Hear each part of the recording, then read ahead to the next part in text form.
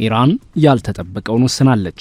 የኢራን ውሳኔ ዓለምን ያሸበረ ዋሽንግተንን ያመሰ ሆኗል። የአሜሪካ የሆርሙዝ እገዳን ተከትሎ የኢራን ጦር በቀጠናው ያልተጠበቀውን ውሳኔ አስተላልፏል።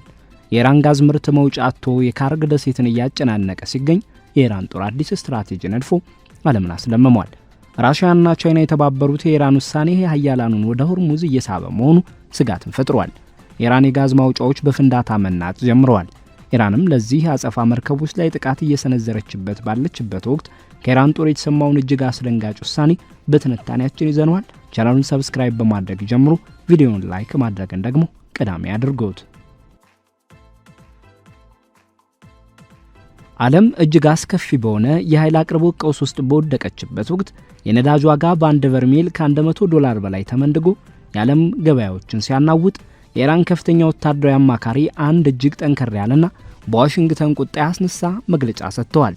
አማካሪው ባስተላለፉት መልእክት የኢራንን የነዳጅ ኤክስፖርት ሊያደግ የሚችል አገር አይደለም በማለት በድፍረት ተናግረዋል። የመግለጫው የወጣው ኢራን ከአሜሪካና ከእስራኤል ጋር በገባችበት ቀጣይነት ያለው ግጭት ውስጥ ደካማ የተኩስ አቁም ስምምነት በነበረበት ወቅት ነው። በተለይም ቴህራን በዋነኛ የነዳጅ መላኪያ ማዕከሏ በሆነችው ባህርግ ደሴት ላይ እየተባባሰ የመጣውን ቀውስ ለመቆጣጠር በምትታተርበት ሰዓት የተሰጠ መግለጫ ነው። በደሴቲቱ ላይ የሚገኙት ግዙፍ የነዳጅ ማከማቻ ታንከሮች በፍጥነት እየሞሉ በመሆናቸው ኢራን የነዳጅ ጉድጓዶች እንዳይዘጉ ለማድረግ ወደ ከባድና አስቸጋሪ እርምጃዎች እንድትገባ አስገድዷታል። ምንም እንኳ የማከማቻ አቅሟ ወደ መጨረሻው ደረጃ እየተቃረበ ቢሆንምና የአሜሪካ የባህር ኃይል በኢራን ወደቦች ላይ የሚያደርገው ከበባ እየጠነከረ ቢመጣም ከቴህራን የሚሰማውን ቢተኝነት የተሞላበት ቃል በባህር ላይ ካለው ተጨባጭ እውነት ከድብቅ የንግድ መርከቦች እንቅስቃሴና ከተስፋ መቁረጥ የሎጂስቲክስ ስራዎች ጋር እየተላተመ ይገኛል። በሆርሙዝ ወሽመጥ ላይ ያለው ከፍተኛ ውጥረት በዓለም ላይ በሚገበያዩ የነዳጅና የተፈጥሮ ጋዝ 1/5 የሚሸፍንበት ጠባብ የባህር መተላለፊያ ነው። ወደ ውስብስብ ድርብ ከበባ ተቀይሯል። ኢራን የአሜሪካና የእስራኤል ጥቃቶች ከተሰነዘሩባት በኋላ ወሽመጡን በከፊል ዘግታው ነበር። እነዚያ ጥቃቶች የኢራንን ወታደራዊ አቅሞች ኢላማ ያደረጉ ሲሆን ለዚህም ምላሽ ለመስጠት አሜሪካ በፕሬዝዳንት ዶናልድ ትራምፕ መሪነት ወደ ኢራን ወደቦች በሚገቡና በሚወጡ መርከቦች ላይ የባህር ኃይል ከበባ አድርጋለች። የዚህ እርምጃ ዋና ዓላማ የቴህራንን መንግስት ቁልፍ ከሆነው የነዳጅ ገቢ በማስራብ ለድርድር እንዲንበረከክ ማድረግ ነው። የዚህ ሁሉ ድምር ውጤት በዓለም ላይ እጅግ አስፈላጊ በሆነው የኃይል መስመር ላይ የንግድ መርከቦች እንቅስቃሴ እንዲገታ ማድረጉ ነው። የነዳጅ ጫኝ መርከቦች ትራፊክ በከፍተኛ ሁኔታ ቀንሷል። የመድን ዋስትና ሰጪ ኩባንያዎች ስጋት ውስጥ ወድቀዋል። መርከበኞችም እየጨመረ በመጣው አደጋ ምክንያት መድረሻ አጥተው በባህር ላይ ተገትረዋል። በሌላ በኩል ከእስያ እስከ አፍሪካ የሚገኙና በማዳበሪያ አቅርቦት ላይ ጥገኛ የሆኑ ገበሬዎች እንዲሁም ወሳኝ በሆኑ የአሜሪካ አጋማሽ ዘመን ምርጫ ዋዜማ የነዳጅ ዋጋ መናር ያስጨነቃቸው አሜሪካውያን ሸማቾች የዚህን የኢኮኖሚ ድንጋጤ ጫና እየተጋፈጡት ይገኛሉ። በኢራን ጦር ውስጥ ጥልቅ ልምድ ያላቸውና ከፍተኛ ወታደራዊ አማካሪ የሆኑት ሙህሴን ረዛይ ይህንን መግለጫ የሰጡት ባህርግ ደሴት የሚገኙ የማከማቻ ተቋማት ወደ ሙላት ደረጃ እየደረሱ መሆኑን የሚገልጹ ዘገባዎች በወጡበት ወቅት ነው። ኢራንን የድፍድፍ ነዳጅ ኤክስፖርት 90% የሚይዘው ይህ የባህርግ ደሴት በኢራን ደቡባዊ የባህር ዳርቻ ላይ የሚገኝ ስልታዊ የጀርባ አጥንት ነው። የአሜሪካ ጦር ከበባው ከጠነከረበት ጊዜ ጀምሮ ከ28 እስከ 37 የሚደርሱ መርከቦችን ማገዱን ወይም አቅጣጫ ማስቀየሩን ገልጿል። ደግሞ ኢራን ያመረተችውን ነዳጅ ወደ ውጭ የመላክ አቅሟን ክፉኛ እየፈተነው ይገኛል። የዎል ስትሪት ጆርናል ዘገባ እንደሚያመለክተው በኢራን ውስጥ ከፍተኛ የሆነ መረባረብ አለ። የብስ ላይ ማከማቻ ታንከሮች በፍጥነት እየሞሉ ሲሆን በቀን ወደ 1 ሚሊዮን በርሜል የሚጠጋ ነዳጅ ወደ ማከማቻዎቹ እየፈሰሰ መሆኑ ይገመታል። በአንዳንድ ግምገማዎች መሰረት ቀሪ ማከማቻ አቅም ወደ 13 ሚሊዮን በርሜል ብቻ ዝቅ ብሏል። ይህም በጥቂት ቀናት ወይም ሳምንታት ውስጥ ምርትን በግዴታ ለማቆም የሚያስገድድ ሁኔታ ሊፈጥር እንደሚችል ስጋት ፈጥሯል። የኢራን ባለስልጣናትና የቀድሞ ውስጥ አዋቂዎች እንደገለጹት ቴህራን አሮጌ ነዳጅ ጫኝ መርከቦችን ለጊዜው የማከማቻነት እየተጠቀመች ሲሆን የተጣሉ የነበሩ ታንከሮችንም ጭምር ወደ ሥራ አስገብታለች። ይህም የነዳጅ ጉድጓዶችን ከመዝጋት ለመዳን የሚደረግ ጥረት ሲሆን ጉድጓዶቹ ቢዘጉ ለረጅም ጊዜ የሚቆይ የጂኦሎጂካል ጉዳት ሊያስከትሉ እንደሚችሉ ይታመናል። ፕሬዝዳንት ትራምፕ በበኩላቸው በኢራን ላይ ያለውን ጫና በማጉላት የነዳጅ ኤክስፖርቱ እንደተቋረጠ የሚቀጥል ከሆነ በሚቀጥሉት 3 ቀናት ውስጥ በተጠራቀመ ድፍድፍ ነዳጅ ምክንያት የቧንቧ መስመሮች ሊፈነዱ እንደሚችሉ ገልጸዋል። የገንዘብ ሚኒስትሩ ስኮት ቤሰንትም ይህንኑ ግምገማ በማጠናከር የባህርግ ደሴት ተቋማት በአጭር ጊዜ ውስጥ አቅማቸው እንዲሞላና ይህም መንግስት የገንዘብ ምንጩን እንዲያጣ እንደሚያደርገው አስጠንቅቀዋል። የነዳጅ ሽያጭ ለኢራን የውጭ ምንዛሬ ግኝት ግዙፉን ድርሻ የሚይዝ በመሆኑ በከበባው ምክንያት አገሪቱ በቀን በመቶ ሚሊዮኖች የሚቆጠር ዶላር እያጣች መሆኑን ተንታኞች ይገልጻሉ። ሆኖም የረዛይ መግለጫ የቴህራንን የጽናት ትረካ የሚያንጸባርቅ ነው። ኢራን ያልተማጣጠነ የጦርነት ስልቶችን ለረጅም ጊዜ ስታዳበር ቆይታለች። እነዚህም ፍጥነታቸው ከፍተኛ የሆኑ ጀልባዎችን፣ ድሮን፣ የባህር ውስጥ ፈንጂዎችን፣ የባህር ዳር መከላከያዎችንና ድብቅ መርከቦች ወይም ሻዶ ፍሊት በመባል የሚታወቁ አሮጌ መርከቦችን ያካትታሉ። እነዚህ መርከቦች መለያቸውን በመቀየር በሩቅ ባህር ላይ ከአንድ መርከብ ወደ ሌላ መርከብ ነዳጅ ማስተላለፍና የመከታተያ መሳሪያዎቻቸውን በማጥፋት ስራቸውን ያከናውናሉ። ከበባው ከመጀመሩ በፊት ኢራን በቀን ከ1.5 እስከ 1.8 ሚሊዮን በርሜል ነዳጅ ወደ ውጭ ትልክ የነበረ ሲሆን አብዛኛው ደግሞ በአሜሪካ ማዕቀብ ስር ለምትገኘው ቻይና የሚቀርብ ነበር። ምንም እንኳን የአሜሪካ ባህር ኃይል በአካባቢው 3 የአውሮፕላን ተሸካሚ መርከቦችን በዩኤስኤስ ትሪፖሊ የሚመራ ግብረ ኃይል ከ200 በላይ አውሮፕላኖችና በሺዎች የሚቆጠሩ መርከበኞችን ቢያሰማራም ከበባው ሙሉ በሙሉ የታጠረ ሊሆን አልቻለም። ከኢራን ጋር ግንኙነት ያላቸው መርከቦች የተለያዩ የፈጠራ ስልቶችን እንደሚጠቀሙ ተዘግቧል። ለምሳሌ የአሜሪካ ጦር በነጻነት በሚንቀሳቀስባቸው ዓለም አቀፍ የውሃ ክልሎች ውስጥ ላለመያዝ ሲሉ ወደ ፓኪስታን የባህር ዳርቻ በመጠጋት በግዛት ውሃ ውስጥ ለመጓዝ ይሞክራሉ። አንዳንድ መርከቦች ዋናውን የከበባ መስመር ጥሰው ማለፍ የቻሉ ሲሆን የታንከር ትራከር መረጃዎች እንደሚያሳዩት በሚሊዮን የሚቆጠሩ በርሜሎች በጠባብ ጊዜ አጋጣሚዎች ውስጥ ተጭነው ወጥተዋል። አንድ አስገራሚ ክስተት ደግሞ ኢራን ድፍድፍ ነዳጅን በምድር ባቡር አማካኝነት ወደ ቻይና መላክ መጀመሯ ነው።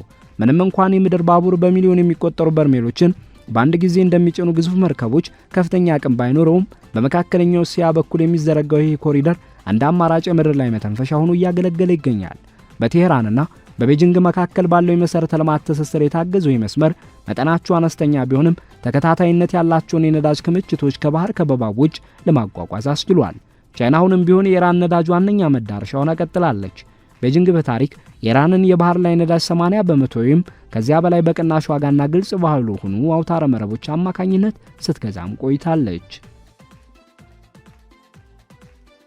በተመሳሳይ ሁኔታ የድብቅ መርከቦች እንቅስቃሴም ቀጥሏል።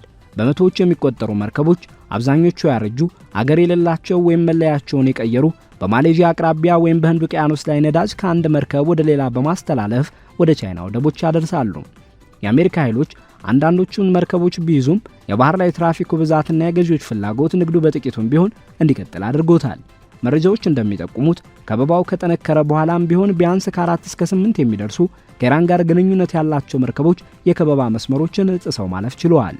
እነዚህ ማምለጫ መንገዶች ጠንካራ አጋሮች ባሉትና ቁርጠኛ በሆነ የአገር ዳርቻ መንግስት ላይ የባህር ኃይል ከበባ ማድረግ ያለውን ተፈጥሯዊ ፈተና ያሳያሉ።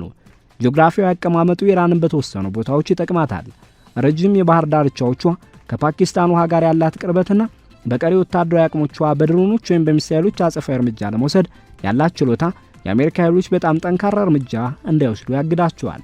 አሜሪካ ኃይሎች በርካታ የነዳጅ ጫኝ መርከቦችን መመለስ ቢችሉም የጦርነቱ ጉም ከድብቅ መርከቦች ከሐሰተኛ ምልክቶችና ከቻይና ጋር ካለው ፖለቲካዊ ስሌት ጋር ተዳምሮ ትክክለኛው የኤክስፖርት መጠን ምን ያህል እንደሆነ ለማወቅ አስቸጋሪ አድርጎታል። እንደ ትንታኔ እንደተገለጸው በዚህ ትርምስ ውስጥ ትክክለኛውንና ወቅታዊ መረጃ ማግኘት ለራሳቸው ለኢራን ዕቅድ አውጪዎችም ቢሆን ፈታኝ ሊሆን ችሏል። የዚህ ቀውስ መነሻ ታሪክ ወደ የካቲት 21 ይመለሳል። በወቅቱ የአሜሪካና የእስራኤል ጥቃቶች የኢራንን የኒውክሌርና ወታደራዊ ተቋማትን ኢላማ ማድረጋቸው ይታወሳል። ኢራንም ለዚህ ጥቃት በወሰደችው የአጸፋ እርምጃ በክልል ውስጥ የሚገኙ የተለያዩ ቦታዎች ላይ ጥቃት ከመሰንዘሯም በላይ የሆርሙዝ የባህሮች መለጠላት መርከቦች ዝግ መሆኑን በይፋ አውጃለች። ይህም በወቅቱ ለአንዳንድ ታዛቢዎች እንደሚመስለው በሚያልፉ መርከቦች ላይ ኦፊሻላዊ ያልሆነ ቀረጥ እንደመጣል የሚቆጠር እርምጃ ነበር።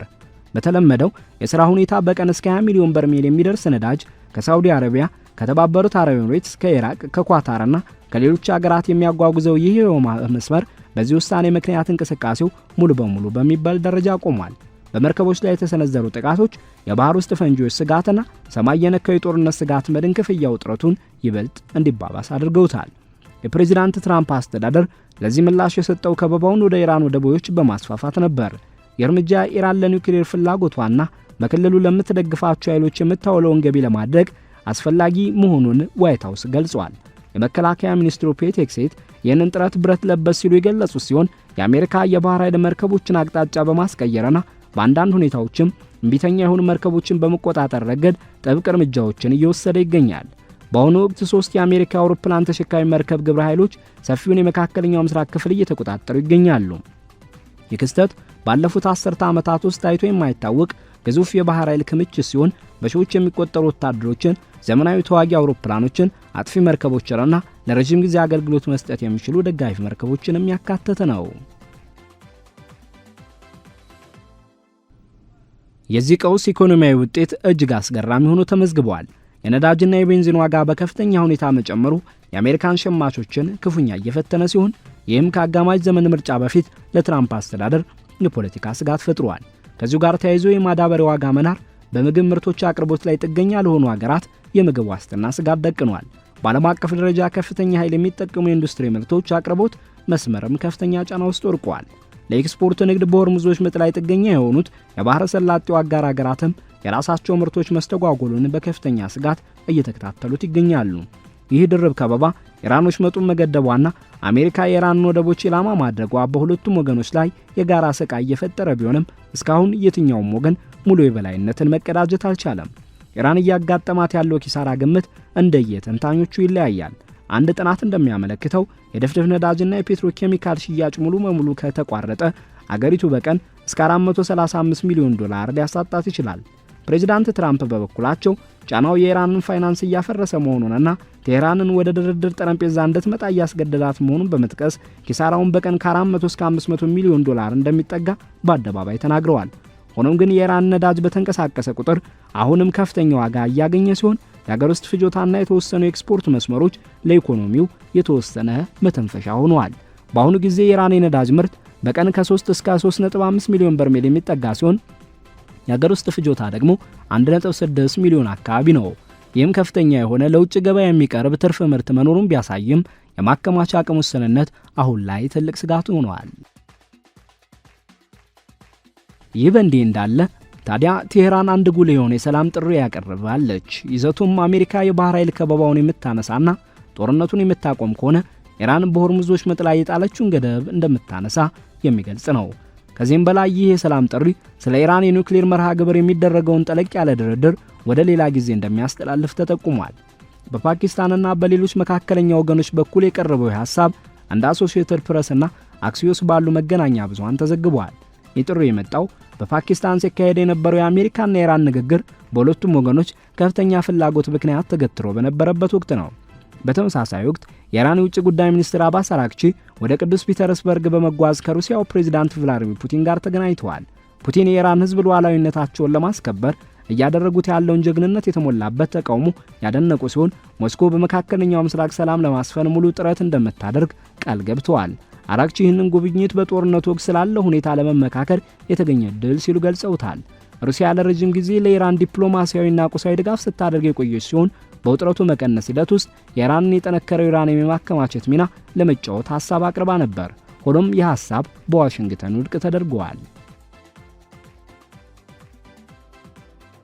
ይህ የኢራን አዲስ እንቅስቃሴ በቴህራን ላይ እያደረሰ ያለውን ከፍተኛ ጫና ያሳያል። የማከማቻ ተቋማት እየሞሉ በመምጣታቸውና የምርት አደጋዎች በመጨመራቸው ትራምፕ ለወታደራዊ እርምጃው እንደ ዋነኛ ምክንያት ያቀረቡትን የኒውክሌር ጉዳይ ወደ ጎን በማለት ቴህራን ቢያንስ የተወሰነ የነዳጅ ሽያጭን ለመቀጠል ፍላጎት እንዳላት ታይቷል። ሆኖም ከዋይት ሃውስ የወጡ መረጃዎች እንደሚያመለክቱት ትራምፕ በቀረበው ሐሳብ ደስተኛ እንዳልሆኑና የኒውክሌር ስጋቱ በቀጥታ መታየት እንዳለበት አጥብቆ ማሳሰባቸው ተገልጿል። በዚህ ምክንያት ድርድሩ አሁንም ያልተረጋጋና ፈጣን መፍትሄ ያላገኘ ሆኖ ቀጥሏል። አሜሪካ በክልሉ ያሰማራችው ወታደራዊ ኃይል እጅግ ግዙፍ ነው። በዩኤስኤስ አብርሃም ሊንከን፣ በዩኤስኤስ ጀራርድ ዳርፎርድና በዩኤስኤስ ጆርጅ ኤች.ደብሊው ቡሽ የሚመሩ 3 አውሮፕላን ተሸካሚ መርከብ ግብረ ኃይሎች ከፍተኛ የሆነ የአየርና የባህር የበላይነትን ፈጥረዋል። ከነዚህም ጋር አምፊቢያዊ ኃይሎች፣ ነዳጅ የሚቀዱ አውሮፕላኖች፣ በክልሉ በሚገኙ ወታደራዊ ካምፖች የሰፈሩ ተጨማሪ ተዋጊ አውሮፕላኖችና ፈጣን ምላሽ ለመስጠት የተዘጋጁ የባህር ኃይል ወታደሮች ይገኛሉ።